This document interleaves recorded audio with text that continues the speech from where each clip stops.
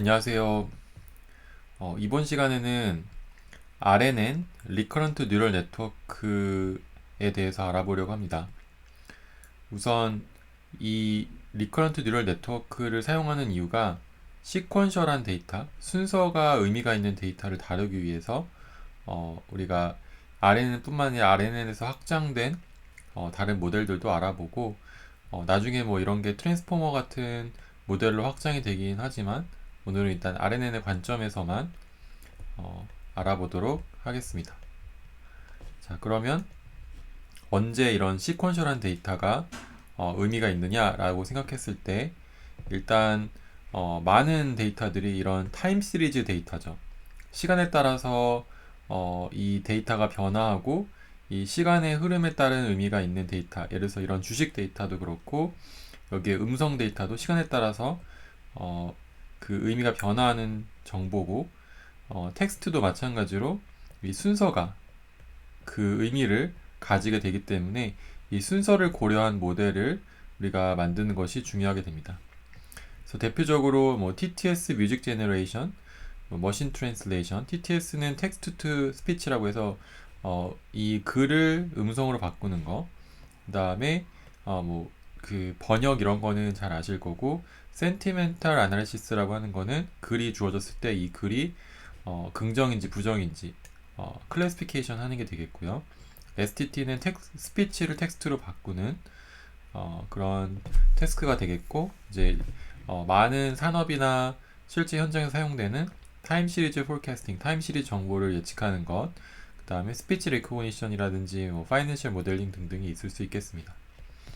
그래서 예를 들어서 이거는 이제 우리 연구실에서 예전에 했던 그런 어, 연구인데 이제 동영상도 이제 시퀀셜한 데이터지만 이제 이런 영상에서 주어진 요 화면도 이렇게 OCR 음성 뿐만 아니라 텍스트도 이제 시퀀셜이지만 이 사진상에 있는 어떤 글씨 같은 것도 결국 이 순서에 대해서 의미가 있는 데이터이기 때문에 이 데이터들을 가지고 어, 이 순서의 정보를 뽑아내는 것도 중요하게 됩니다. 그리고 여기서는 이 텍스트를 뽑아내는 것뿐만 아니라 이런 식의 그래프의 개형을 뽑아내기 위해서 이 그림상에서 또는 동영상상에서의 이 순서에 대한 정보를 추출해서 이 그래프의 개형을 뽑아내는 그런 딥러닝 모델이 만들어질 수 있겠고요. 여기서는 이런 식으로 구급차 안에서 어떤 모니터링 되는 이 정보를 잘 보면은 여기에 산소포화도라든지 혈압이라든지 이런 맥박 같은 신호들을 이제 구급차가 그 응급실에 도착하기 전에 그 환자들의 정보를 의사가 바라볼 수 있게 여러 가지 다른 모니터링 화면도 이제 다 커버가 가능한 이런 것들을 만든 경우가 될 수 있겠고요. 그 다음에 비주얼 퀘스천 앤서링이라는 유명한 태스크가 있는데 사진이 주어지고 그리고 퀘스천이 들어간 글이 같이 주어지게 됩니다. 이 사진이라는 것 자체는 사실 순서라는 게 의미가 없고 픽셀에 대한 공간적인 정보가 있잖아요. 텍스트라고 하는 거는 순서에 대한 의미가 있는 그런 데이터니까 이거에 대해서 우리가 RNN 같은 시퀀셜한 정보를 다루는 그런 모델이 활용될 수 있겠죠. 그래서 이거 두 가지가 합쳐져서 결론적으로 어떤 대답을 내는. 그래서 얘네들이 퀘스천이고 여기 answer. 그게 요 비디오 이미징으로부터 나오는 그런 정보들과 같이 합쳐져서 어떤 이 태스크를 수행하는 게 되겠고요. 그래서 유명한 뭐 텍스트를 이미지로 바꾼다든지 뭐 이 글 자체는 시퀀셜한 정보죠. Small block sitting on the large green block 이라는 이 문장을 이해하고 여기에 정보를 추출해서 이미지를 만드는 텍스트 투 이미지 제너레이션이 있을 수 있겠고 우리가 많이 GPT에서 사용하는 이런 텍스트 제너레이션 그래서 뭐 이런 시작하는 문장이 있으면 이 뒤에 문장을 쭉 작성을 그럴싸하게 해주는 이제 그런 태스크는 이제 우리가 익숙하게 사용하는 그런 태스크가 돼버렸죠. 그리고 이제 텍스트 서머라이제이션 뭐 이렇게 이런 뉴스가 아티클이 주어졌을 때 이거를 이제 짧게 핵심 문장만 추려서 설명해 준다든지 이것도 이제 예전에 했던 그런 연구실에서 했던 과제로 Named Entity Recognition이라는 태스크가 요 글을 읽을 때 글에서 어떤 질병이라는 거를 의미할 만한 것들의 단어를 찾아내고 또는 뭐 케미칼이나 드러그 또는 어떤 RNA나 또는 진, 프로테인 같은 정보들을 뽑아서 이 글을 읽었을 때 이런 지식 체계를 우리가 요 관계를 추출하고 이 전체적인 어떤 논문을 읽었을 때 우리가 이해할 수 있는 사람들이 이해할 수 있는 그런 지식 체계를 요 글로부터 뽑아내는. 그래서 만약에 이 질병이 요 케미칼과 연관이 있고 이걸 유발해서 요렇게 된다, 이거를 우리가 어떤 그래프나 그런 트리 같은 형태로 이해할 수 있게 만들어서 이제 여러 개의 논문을 많이 읽어서 그 직체계를 만들게 되면은 이제 한 사람이 이거에 대한 지식을 아는 거에 확장해서 뭔가 더 시메틱한 정보를 잘 활용할 수 있겠죠. 그래서 이러한 순서의 의미가 있는 그런 데이터를 우리가 리커런트한 모델을 사용한다고 했는데, 이 타임 스텝 또는 시퀀셜의 의미가 있는 정보를 우리가 가정하고 모델을 만들기 때문에 그러한 가정을 우리가 릴레이셔널 인덕티브 바이어스라는 걸 사용한다고 이해할 수 있고, 이 릴레이셔널 인덕티브 바이어스라고 하는 거는 관계에 대해서 우리가 경험적으로 어떤 형태로 띌 건지를 미리 우리가 모델 속에 녹여낸다 이렇게 생각하시면 될 거예요. 그래서 시퀀셜리 의미가 있는 그런 모델을 만들 거고, 이제 그게 다음에 배울 리커런트 뉴럴 네트워크가 되겠죠. 이제 대표적으로 이제 뭐 타임 트랜슬레이션, 뭐 얘가 글씨가 뭐 한 칸 옆으로 옮겨졌다고 해서 의미가 달라지지 않는 것처럼 이 순서에 의해서 트랜슬레이셔널 임베던스하게 만드는 것이 이제 특징이 될 수 있겠습니다. 사진 같은 경우에 컨볼루션을 했을 때 영상이 스페이셜리 트랜슬레이션 했을 때 의미가 변하지 않게 되잖아요. 강아지가 어디에 있든지 간에 강아지라는 사실이 변하지 않을 텐데, 이제 그런 것과 같이 시퀀셜리 트랜슬레이셔널 인베리언스하게 만들어지는 그런 모델이 될 수 있겠습니다. 자, 그래서 왜 리커런트 뉴럴 네트워크라고 하냐? 리커런트란 단어 자체가 재기적이다, 그러니까 자기 자신에게 다시 돌아온다, 이런 의미가 있는데, 이게 어떤 모델의 입력이 어떻게 들어가는지를 생각해 보면 좋을 것 같아요. 그래서 이제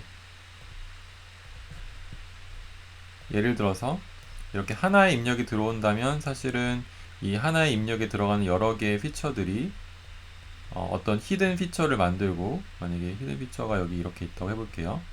히든 피처가 만들어졌을 때 이거를 잘 조합해서 다시 한번 어떤 아웃풋이 만약에 하나 있다고 했을 때 이 하나의 아웃풋을 이렇게 잘 조합해서 만들게 되겠죠.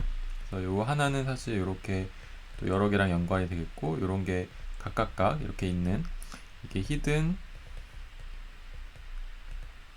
레이어에 있는 뉴런의 정보들이고, 얘가 입력, 인풋이고, 그 다음에 얘가 아웃풋이 되잖아요.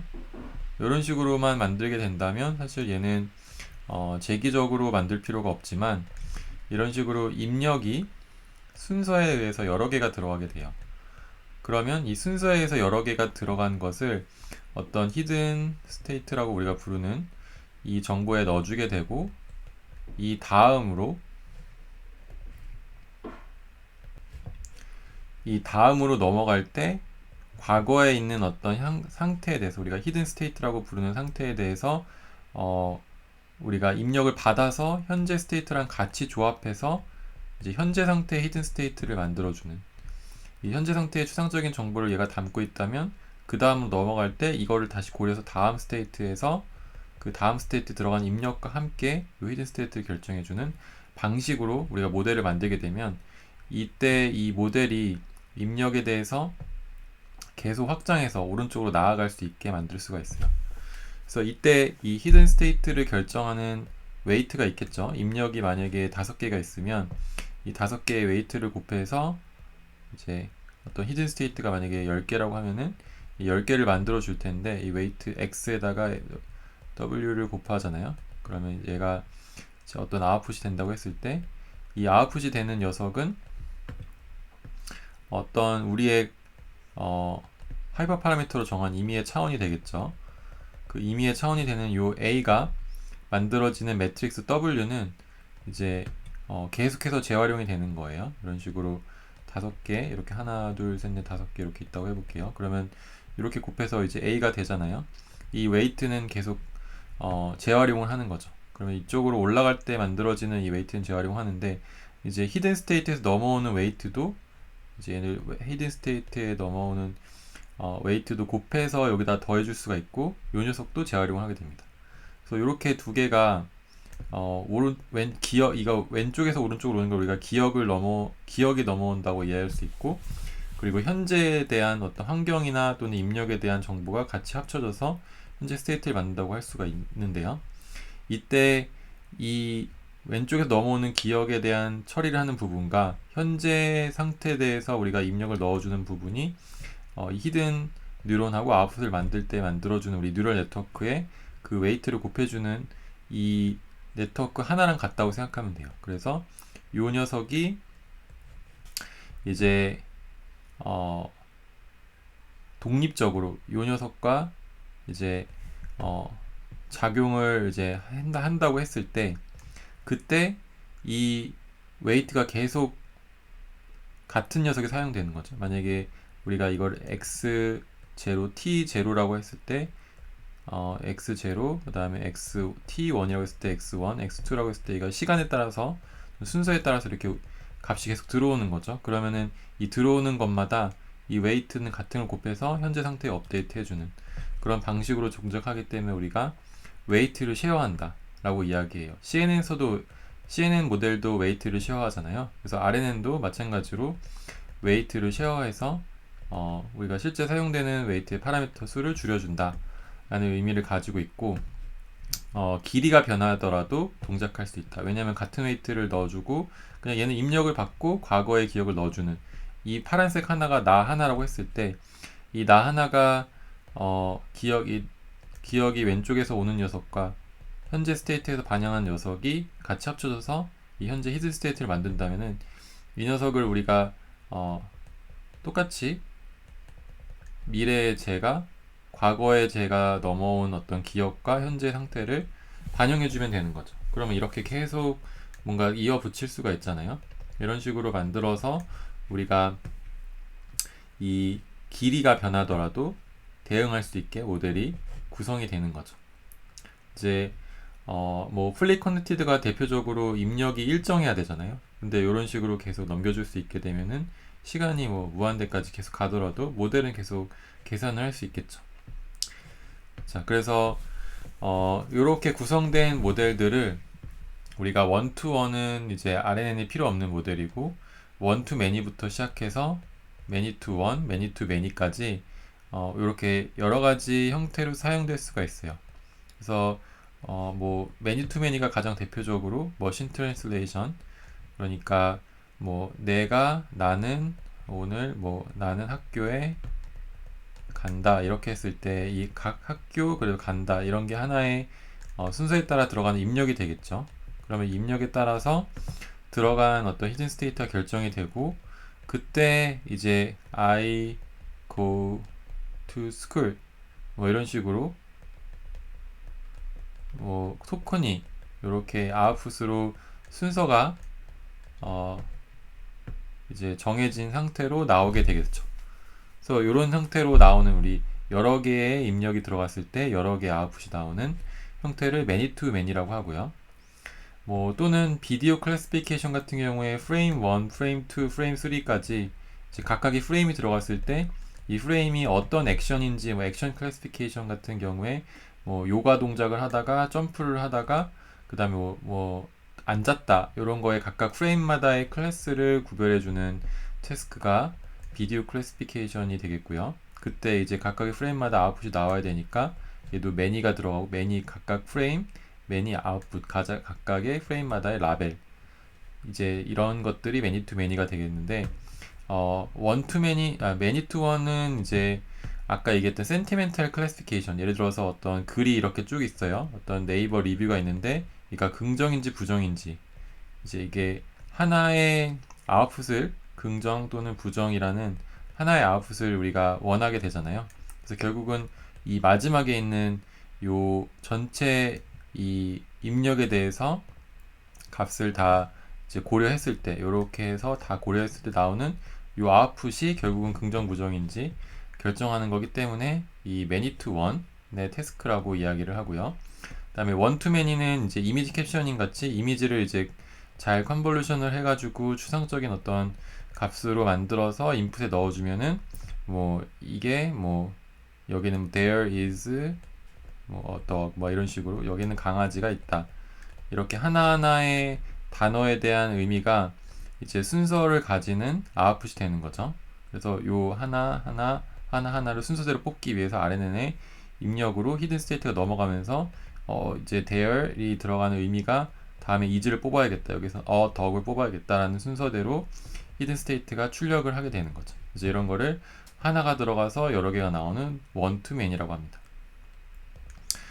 자, 그래서 이제 다시 한번 얘기하면은 여기서 인터널 스테이트라는 게 있어서 이게 우리가 얘기하는 그 히든 레이어에 있는 값인데, 히든 레이어는 보통 이제 한 번 그냥 들어가서 나왔다면은 여기서는 다시 한번 들어가서 자기 자신으로 들어가는, 그러니까 과거의 기억이 현재에 영향을 미치는 그런 형태로 디자인이 됐다 라고 생각하시면 될 것 같아요. 자, 그래서 이제 과거에서 들어오는 이 히든 스테이트의 정보를 우리가 어떻게 처리할지는 다음 영상에서 알아보도록 할게요.